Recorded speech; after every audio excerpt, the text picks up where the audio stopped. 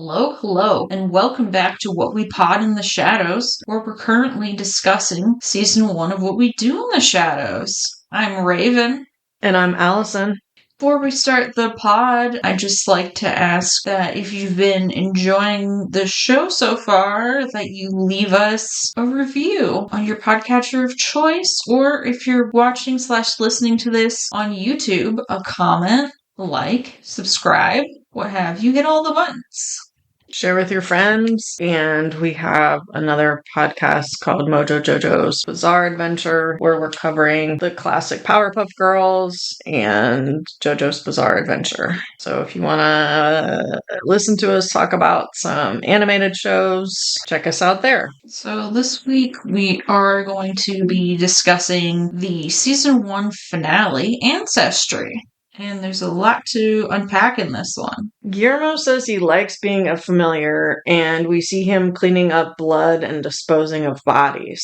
Guillermo says he isn't paid and basically never sleeps. He wonders what his life would have been like if he'd stayed at Panera Bread, but he must really want to one day be turned into a vampire. Because, he doesn't get paid, he doesn't get insurance, he doesn't really have friends outside of the house, etc. Guillermo excitedly gets large envelopes from the mailbox, and he explains to Nandor that he had his DNA tested. Nandor is alarmed that his semen was stolen. Guillermo says it's all scientific and that Nandor may have living relatives. It turns out he has 200,000 direct living descendants and is a great-grandfather times 30. He was married to 37 women at once when he became a vampire, and it became such a strain on their relationships, and all 37 of them left him. He said in those days that mainly women and occasionally friendly wolves took care of the children. He tried to visit his kids as a vampire, but it scared them too much.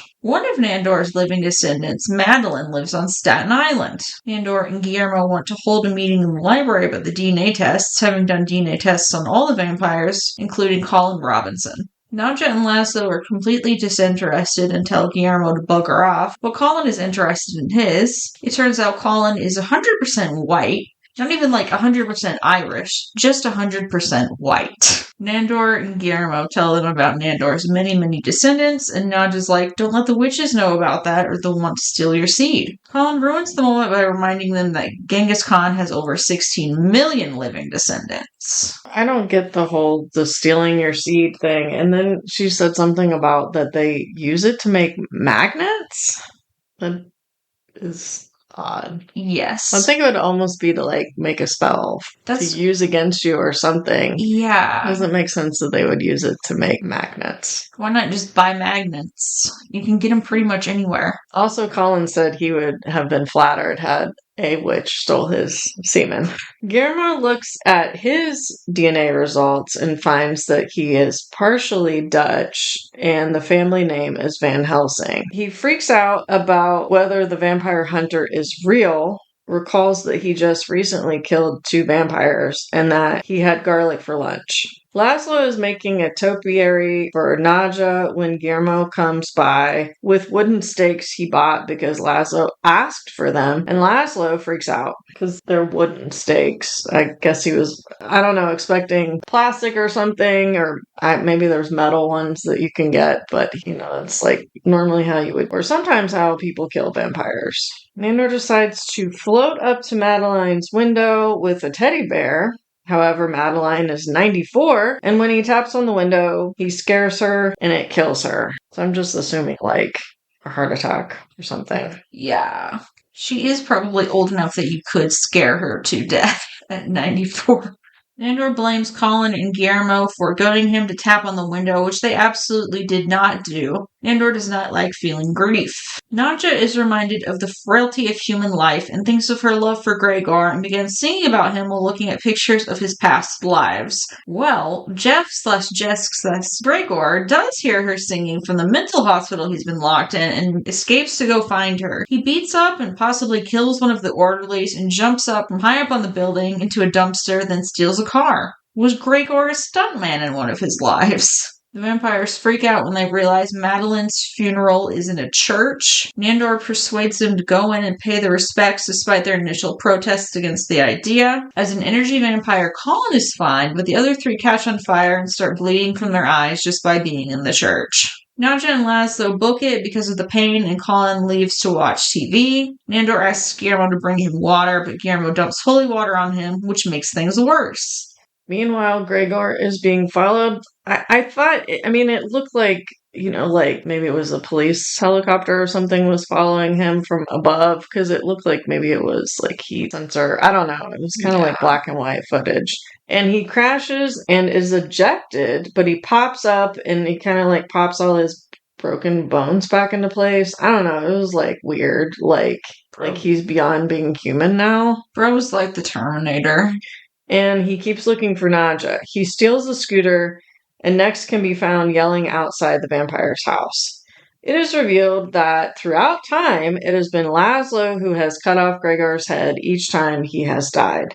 Laszlo says that Nadja cries whenever Gregor shows up, so he kills him. He threatens to do it again, but Nadja asks that he get to live one full life. Laszlo reveals his topiary for Nadja. Gregor takes off on the scooter and is beheaded by a cable Laszlo had across the garden to hold the topiary up. Nadja says goodbye to him and tells him she'll see him soon. Guillermo helps Nandor get ready for bed, and Nandor asks him what the results of his DNA tests were, and Guillermo says his family are just stereotypical Mexican piñata farmers, to which Nandor says something like, well, someone needs to take care of those colorful horses. He goes on to berate Guillermo for pouring holy water on him at Madeline's funeral and extends Guillermo's familiarship by 1 year. As Guillermo blows out the candles to prepare for daytime, he contemplates steaks he bought from Amazon, but throws them away in disgust, only for them to be sent flying into Nandor, Nadja, and Laszlo's portraits. Yeah, like basically right at their heart, where their hearts would be, I guess. Yes. Into their chests. Because he's just accidentally a vampire killing machine. Yeah, like he's just like super efficient. So I mean, I guess that was like a good ending, like a little bit of a twist there, finding out that he's got like Van Helsing blood in him. Although it was a very small part of his ancestry, but must be pretty powerful. Yeah, I think I wrote down 3.12% Dutch, so a pretty small amount. So yeah, he was kind of surprised to see that in there, period. I mean, it's like we have watched this before, so like I don't want to like say too much. I just feel like I had remembered the Van Helsing reveal being like much earlier in the season, so I was like, oh, they've really only revealed it in the finale, huh? I'm trying to think of some of the things that were brought up this season that weren't kind of completed. I mean, obviously Gregor is now dead. And then Jenna's been kind of like set off on her own. I think you did say we see her again. I think we do. And then, like, they're supposed to be taking over, but they accidentally killed the Baron, maybe, because we saw the eyes move. And the council tried to kill them. They know that they got away, but they haven't come back for them yet. So I'm assuming something will happen there, possibly. Or maybe they have a rule if you escape, then you're free. I don't know. It'll be a lot for them to have to deal with when we get to the second season. Like, a lot of times these episodes are pretty fun. It's just kind of a little, I guess, maybe uneven as far as that goes. Like, the ongoing storytelling is kind of maybe a little all over the place. I don't really enjoy the stuff where it, like, Angela just goes off and does her odd little things, like making Jenna a vampire and finding Jesk, Gregor. Like, if she would have just left him alone, he would still be alive. I was just kind of questioning, too, like, him testing all their DNA because he's not paid. I'm not sure where they're bringing in money because we haven't really had that discussed.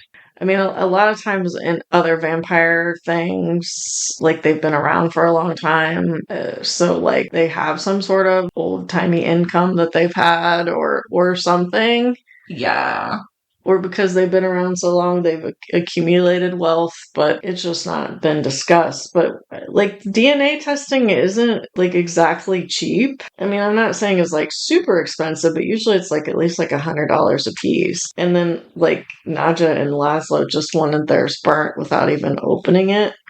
Yeah. So I was just like, did he pay for it himself? And I don't know. It's just kind of weird. I mean, I guess it was interesting to watch them go to a funeral and like Nandor see one of his direct descendants, sort of. But it almost would have made sense if like the DNA testing was just done by his family or something and they found it. I just don't know where he has, because he's paying $1,200 a month to stay there, but he has no income, and then he paid for their DNA tests. I don't know. Yeah, I kind of wonder, like, how vampire DNA still function like human DNA? Like, I mean, it must have, but yeah, that too. Because I don't think they can just have children. I mean, I know that's been.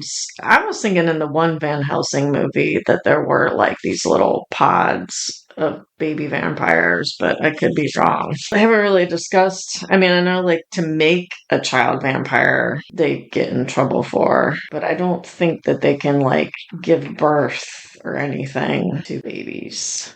yeah. So, like, with Nandor kind of punishing Guillermo for the holy water thing, like an extra year as a familiar, sometimes it seems like he just isn't really paying attention to Guillermo, but I kind of think he does know what he's doing with, like, stringing him along. Yeah. I mean, Guillermo is, like, he's gullible, but he's also just like, he'll almost do anything for them. Yeah, he's very dedicated.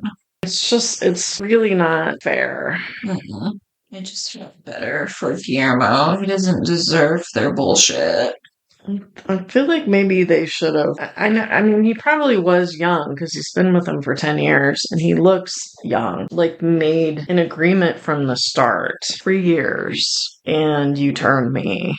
Or whatever, or something, some sort of a agreement. And then that, I mean, honestly, he takes care of them. There either should have been that they pay him, or at least like his room and board is free. Like that, the whole thing is like a bad deal. Absolutely. And even the stuff like him cleaning up the blood and disposing of the bodies, like they could so easily do that. Well, first of all, not making a huge mess. I'm sure they can do it without making a mess. Yeah. They're just kind of mean and lazy.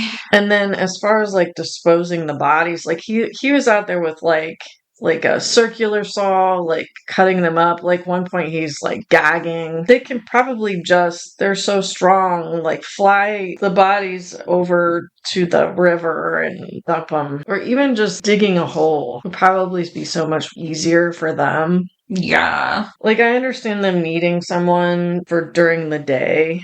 Or even just kind of like, because they haven't stayed up with the times, like with technology and stuff, that they need a person, a go-between. But some of this other stuff that they have him do is just not really fair. Like, this is the end of the season, but the first episode of season 2 is called The Resurrection. So I'm pretty sure it's going to be the Baron. Yeah. Coming back to life.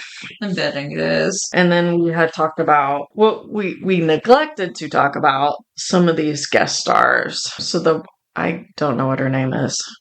Do you know their names? Siobhan Fallon Hogan? Okay. I think, yes. Yeah, so she was in the animal control episode. We kind of felt bad we didn't talk about some of these guest stars. So I just remember her. She was like the bus driver in Forrest Gump. And then she was in Men in Black. She said something about like her husband was in an air, or there was an air suit and it was her husband, but he'd been like taken over by an alien and was just like wearing the skin of her husband around. Yeah. I'm sure she's been in other things, but those are the two that really stick out. Yeah, I forgot she was on Wayward Pines. I forgot. And then the fella that plays Jesk is Jake McDorman, and he has been acting, looks like, since about 2005. He was the love interest in Aquamarine, the mermaid movie. I enjoyed that immensely as a small child. He was the lead character on the Limitless TV show, and more recently, Wiley on Mrs. Davis. I guess I didn't say in Animal Control. She was like one of the animal control officers in that. So I guess we'll see what happens with Guillermo maybe kind of wrestling with this whole being a descendant of Van Helsing while also being a familiar to vampires and also really wanting to be a vampire himself. I feel like his life is already like not the greatest the way it is, and now he's got to wrestle around with that. I feel like they did give him like the most complicated like character and arc because of that. So the other characters just like they had wild pasts, but they still kind of like stay stagnant throughout. Guillermo probably goes through the most change. Yeah. I guess like with with Nandor having all those living descendants, Madeline was just the one closest in proximity, but they could go look for more. I don't know. He just seems like he wants to fit in the country somehow. I don't know. Like I said, like the season just kind of like all over the place. Even just like looking back at it, I just feel like that they abandoned the whole taking over the world thing after this. I really don't think. I don't remember it being central to the show. Stays a theme. Yeah. And then, like, we just had the orgy. I don't think they attend another orgy like someone else hosts. I'm not sure we see that council ever again. That particular council. There's some sort of group that comes with the guide, isn't there? I want to say yes. I'm not sure if it's like all the same people, but I feel like we see more of that, the one neighbor. Yes, Sean. And we had like the werewolves and the King of Manhattan guy. I think you said pops up again. I don't know. I'm not sure. I don't know. Like you can like cut all this out. Like I don't really know what to recap exactly. Yeah. It's sort of hard to like try to make up theories when you've already seen the show, even if you haven't watched it in a while. Yeah. It's like, well, I don't want to do a spoiler, but well, and just even to recap, like it just was just like up and down. Like they're having the pilot, they had the blood feast because the Baron was coming, and then like with city council, like they're trying to take over locally, and then we have the werewolf that like it's just kind of like really all over the place and not really like keeping on. I mean, I guess sometimes that's how comedies are though. Yeah, it's just like very chaotic storytelling, I guess. Like there's a little bit of staying on theme, but then it's just like it's almost a completely new thing each episode, which keeps it interesting, but then you're kind of like, well, they never answered this stuff here, but I guess I just look forward to continuing to rewatch the show. I'm looking forward to watching Guillermo with his Van Helsing skills. Absolutely, yes. I like that they let him be badass, even if it is kind of on accident. Yeah, that's what he could be doing with his life, is using his Van Helsing skills to make money. I want to see him on some Buffy shit, except for like minus like some of the depressing stuff. I just want to see him kick ass and have a friend group that helps him kick ass, save the world. Like I know you said he did have like a big go through the most change, but then it was like, I mean, we did start this podcast with season 6. It was kind of like he went back to the beginning again, where he's just like serving that ding dong at Cannon Capital. Yeah. And like kind of taking all his shit. I mean, he didn't let it go on for as long as he did with Nandor, but he very well could have. He was kind of almost going back to that again. Yeah. Maybe just like the development he did get allowed him to see that at that point, that he was just stuck in that same situation again. And he's like, actually, screw that this time. Yeah, like he was able to recognize it quicker, I guess. Yeah. I kind of felt bad for Colin that his DNA test didn't connect him to any sort of family members. That was sort of weird. And then, like, why were Naja and Laszlo not interested? And what would theirs have said? Like, why? I mean, I guess he could have asked them all first. Yeah. Before he, like, wasted the money on it, but I'm not sure if they've ever talked about if they've had kids while they were alive. Yeah, I'm not sure if they, besides Nandor mentioned that. I mean, there could be family, even if they didn't have children, but Yeah. I think Naja had siblings, so, just kind of like a bunch of like great times a million, like nieces and nephews and shit, cousins, etc. I guess it's kind of interesting that some of them really cared about it and some of them did not Yeah. at all. Or I guess sort of just like not trusting the science or whatever. Yeah. Or like not trusting family, maybe.